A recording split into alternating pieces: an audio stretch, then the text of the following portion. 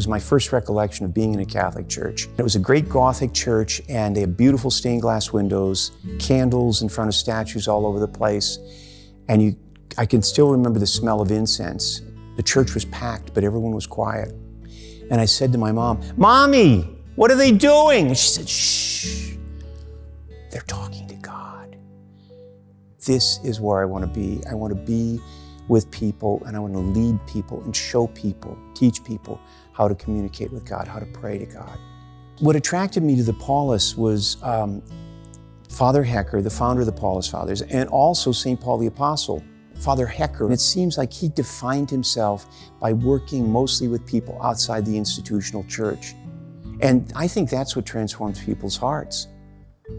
Not giving them a set of doctrines or dogmas and saying, if you can believe these, sign on the dotted line, boom, you're a Catholic.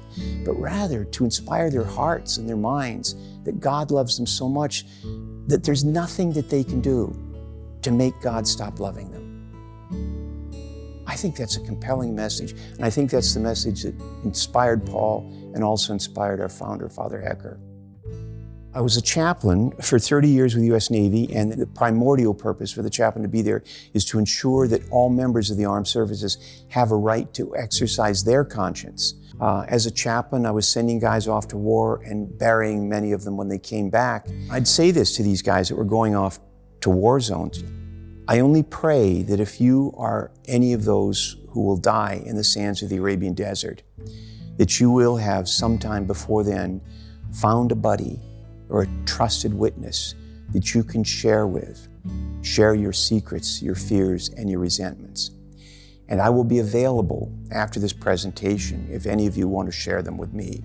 I'd go outside of the tent, and these guys would be lined up in the sands of the Mojave Desert, and they would all kneel down before me, and some of the guys would cry and tell me what they were fearful of, or tell me about their secrets, or tell me their fears. And I felt like it was probably the most profound ministry I ever had to do in my life. And many of the guys did come back. I buried, in a period of 4 years, I buried 127 young Marines. 127 in 4 years. Ironically, in the midst of all of this, my mother asked if she could come out and stay with me for a couple of weeks on the desert, and while she was there, she died. So I was dealing with 127 young Marines and my mother's death, and I don't remember during that 4-year period ever shedding a tear. But I did process it several years later when I was hiking across Spain, the Camino de Santiago. And I had one day, I hiked 22 miles. I hiked through a rainstorm. I had a meltdown, and I emerged from it a healed and a new man.